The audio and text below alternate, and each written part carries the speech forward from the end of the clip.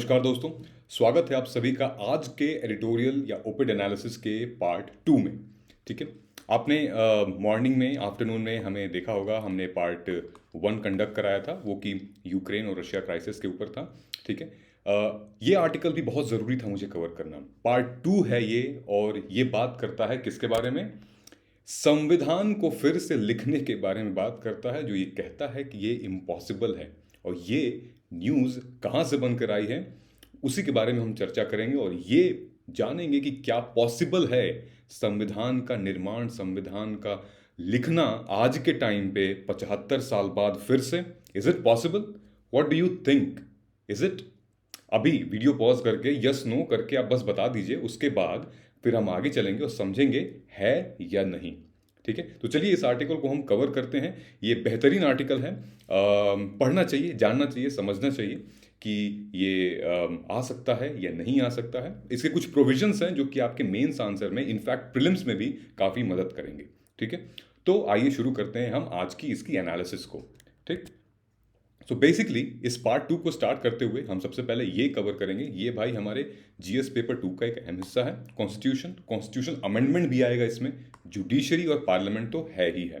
ठीक है, ये है उस वक्त की जो संविधान सभा थी। हालांकि ये सब लोग नहीं हैं, लेकिन मुख्यतः लोग हैं यहाँ पे। ये BN राव हैं डॉक्टर साहब, ये डॉक्टर BR अम्बेडकर हैं, ये हैं सदादुल्ला सैयद मोहम्मद साहब हैं।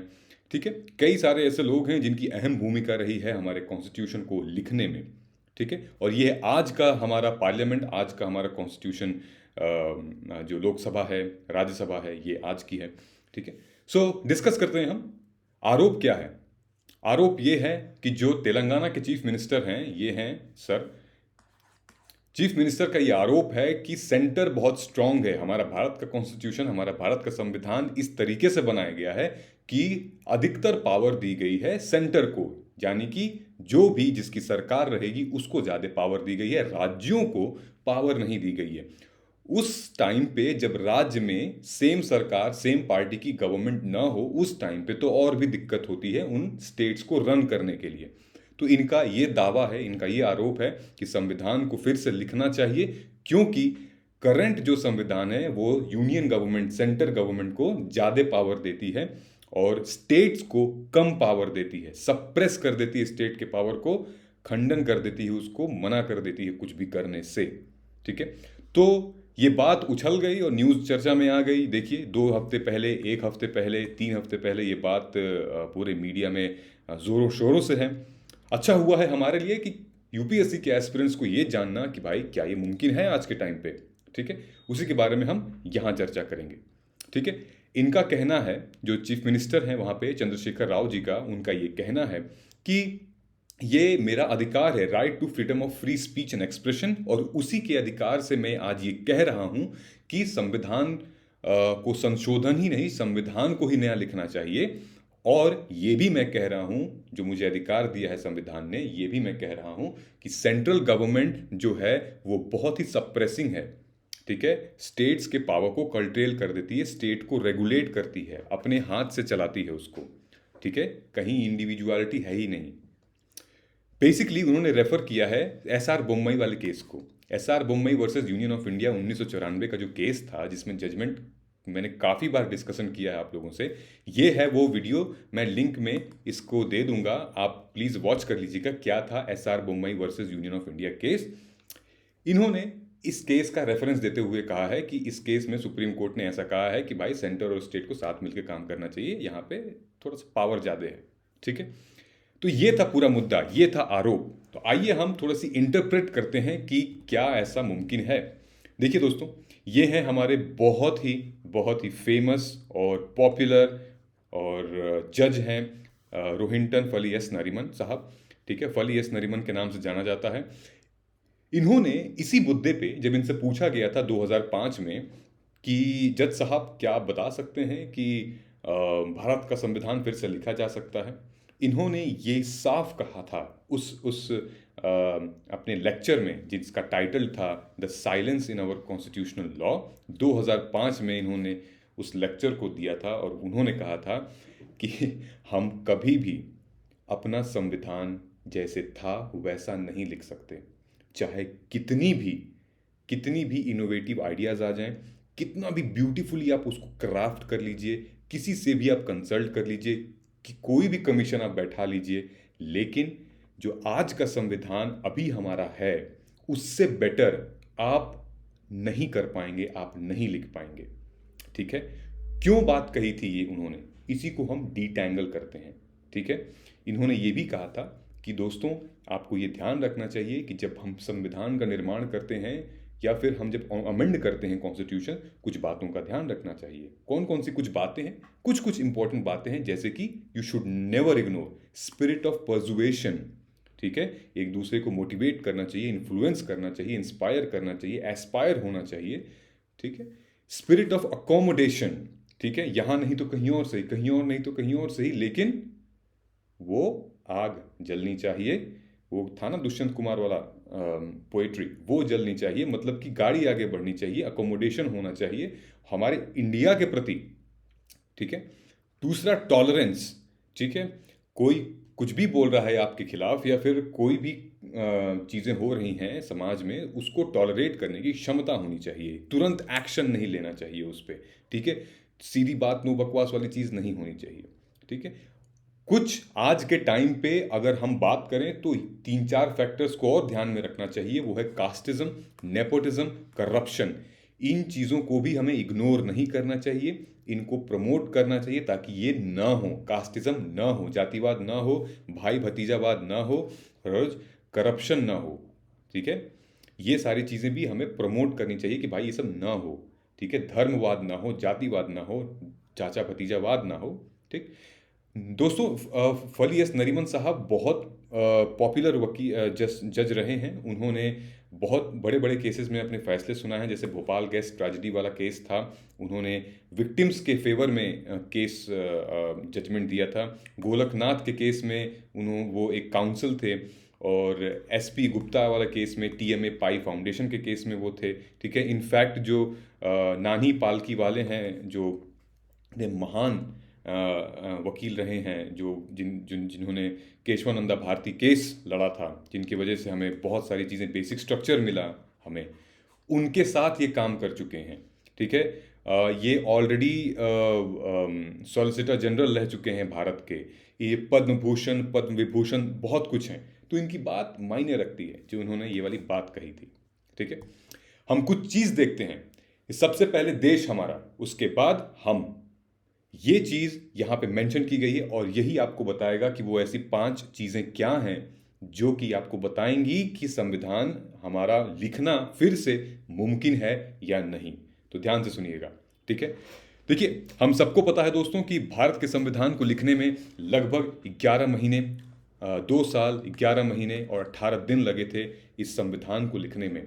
ठीक है, जब हमारा संविधान लिख रहा था तो जितने भी मेंबर्स थे वो आपस में बहुत डिबेट करते थे। ठीक है, आपको ये भी पता होगा कि अलग अलग देशों से best of the best concepts को ले आके हमारा संविधान बना है। ठीक है, एक मिक्स्ड कॉन्स्टिट्यूशन के रूप में ये आया था, और बहुत ही ब्यूटीफुली क्राफ्टेड है ये। तो हमारे संविधान जो कॉन्स्टिट्यूशन असेंबली के मेंबर्स थे, ऑनरेबल मेंबर्स थे, उन्होंने बहुत पढ़ा लिखा, मेहनत की, चर्चा किया, वाद विवाद बहुत कुछ किया, लेकिन हालांकि लगभग 3 साल तक, 2 साल 11 महीने 18 दिन के बाद उन्होंने एक ब्यूटीफुल कॉन्स्टिट्यूशन तैयार करके रखा। जब भी 5 मिनट भी अगर डिले होता था तो अगले दिन 5 मिनट पहले आते थे लोग। ये देखिए, पूरा इन्होंने मेंशन किया हुआ है, लेकिन उनको वैल्यू पता थी, टाइम की, काम की वैल्यू पता थी, अपने एक्शंस की वैल्यू पता थी उनको उस टाइम पे।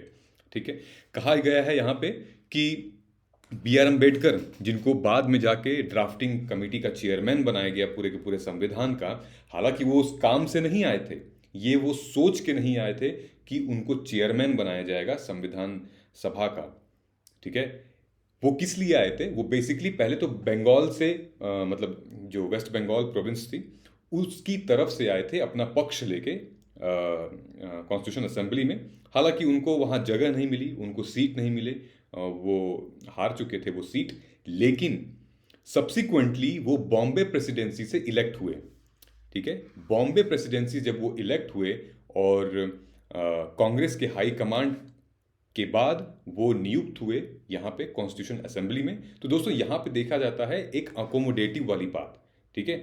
जब पार्टीशन के टाइम पे वेस्ट बंगाल की तरफ से वो नहीं लड़ पाए थे, वो नहीं अपनी सीट प्रोक्योर सुनिश्चित कर पाए थे, तो वो फिर बॉम्बे प्रेसिडेंसी से लड़े, कांग्रेस की सहमति से लड़े, और वो फिर यहाँ पे एक आ गए, ठीक है। पार्टी में एक अकोमोडेटिव स्पिरिट दिखती थी यहाँ पे, जो कि आज लैक कर रही है एक अकोमोडेटिव स्पिरिट, ठीक है। आज सिर्फ पार्टी पार्टी पार्टी पार्टी चलता है कि हम इस पार्टी में, हम उस पार्टी में, पार्टीवाद चल रहा है यहाँ पे, ठीक है। सो बेसिकली अंबेडकर जी, जैसा कि मैंने कहा, इसलिए नहीं आए थे कि उनको चेयरमैन बनना है, उनको कमेटी, उनको कॉन्स्टिट्यूशन ही ड्राफ्ट करना है, बल्कि वो इसलिए आए थे कि जो शेड्यूल कास्ट या शेड्यूल ट्राइब्स के जो इंटरेस्ट हैं, विमेंस के जो इश्यूज हैं, उनको वो एड्रेस करने के लिए आए थे, उनका इंटरेस्ट प्रोटेक्ट करने के लिए आए थे बेसिकली, ठीक है। लेकिन उनके टैलेंट को, इतने पढ़े लिखे थे वो, डॉक्टरेट की 3-3 डिग्रियां, पीएचडी कर रखी थी, लगभग उनको 10 से ज़्यादा भाषाएं आती थी, बहुत पढ़े लिखे थे वो। उनकी डेडिकेशन, उनके टैलेंट, उनकी मेहनत देख के और उनका नज़रिया समाज की तरफ देख के लोगों ने उनको ड्राफ्टिंग कमेटी का चेयरमैन बना दिया गया। तो जो आज संविधान हम देख रहे हैं, जिसमें मेजॉरिटी और माइनॉरिटी की कम्युनिटी के हक के बारे में बात होती है, वो अंबेडकर साहब की देन है। जो औरतों की हक के बारे में बात की जाती है, वो अंबेडकर साहब की देन है, ठीक है। और उस टाइम पे ये कुछ नहीं था, नेपोटिज्म, कास्टिज्म, धर्मवाद, ये सब कुछ नहीं था, ठीक है। लेकिन आज के टाइम पे हम देख रहे हैं कि when caste nepotism plays a pivotal role in election, एक वार्ड मेंबर को भी इलेक्ट करने में वो चाचा भतीजावाद होता है, कहीं जातिवाद होता है, ठीक है। सो consensus over constitution would be impossible. अगर ऐसे चलता रहा तो फिर मुश्किल हो जाएगा, राइट। सब तो यही चाहेंगे कि हमारे लोग घुसते रहें इसमें, ठीक। आज के टाइम पे आप देख सकते हो इस इमेज में ही कि भाई, मतलब संसद की जो कार्रवाई है वो ठीक से नहीं चलती है, ठीक है। कभी पेपर उड़ता है, कभी आपने सुना होगा कि कोई सो रहा है, कोई चप्पल से मारता है, कोई किताब फाड़ के फेंक देता है, बहुत सारी चीज़ें होती हैं, ठीक है। क्या आज की संसद की कार्रवाई, आजकल जो संसद की कार्रवाई जैसे होती है, क्या ये संसद ये इंश्योर कर पाएगी कि भाई नया कॉन्स्टिट्यूशन बनाए? मुमकिन नहीं है, बहुत मुश्किल है, ठीक है।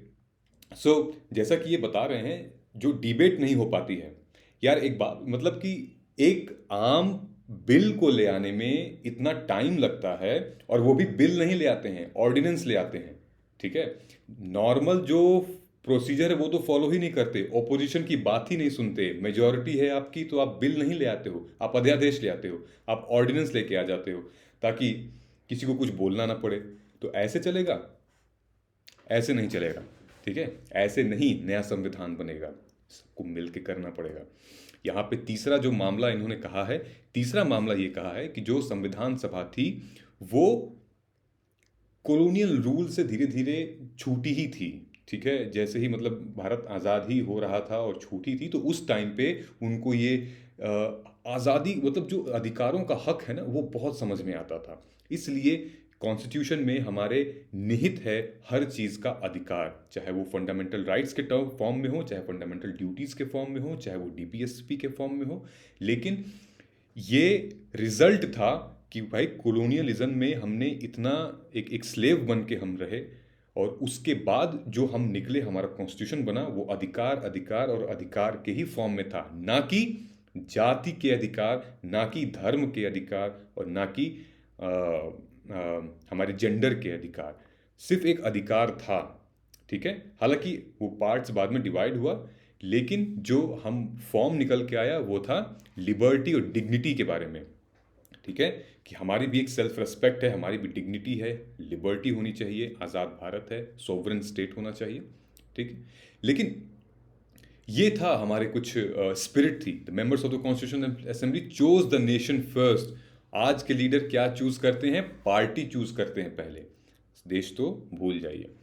चौथी बात यहाँ पे ये की गई है कि जब संविधान सभा ने ये बात रखी थी, तो उन्होंने कहा था कि भारत जो है वो sovereign, socialist, secular, democratic Republic होगा, ठीक है। ये प्रोटेक्ट करेगा हर सेक्शन के, सोसाइटी के हर वर्ग के, समाज को ये प्रोटेक्ट करेगा। जहां पे आज के टाइम पे हम ये देख रहे हैं, आज के टाइम पे क्या चल रही है? विचारधाराएं चल रही हैं, जातिवाद चल रही है। तो क्या आपको लगता है कि विचारधाराएं और जातिवाद से हमारा संविधान संशोधन किया जा सकता है? क्या ये आवाज़ बन सकती है वो समाज की कि हमारा संविधान संशोधित किया जाए? स्पेशली वो लोग जो हैं, जो वुल्नरेबल हैं, जिनकी आवाज़ दबाई जाती है, जो नहीं बोल पाते हैं, क्या वो मुख्य धारा में शामिल हो सकते हैं ऐसे? पांचवा पांचवा ये कहा गया है कि जब आपको ये पता होना चाहिए कि वो किसी पार्टी के नहीं थे। कौन? संविधान सभा, कॉन्स्टिट्यूशन असेंबली के जो मेंबर्स थे वो किसी पर्टिकुलर पार्टीज के नहीं थे। स्पेसिफिकली वो एक अनइलेक्टेड बॉडी थी।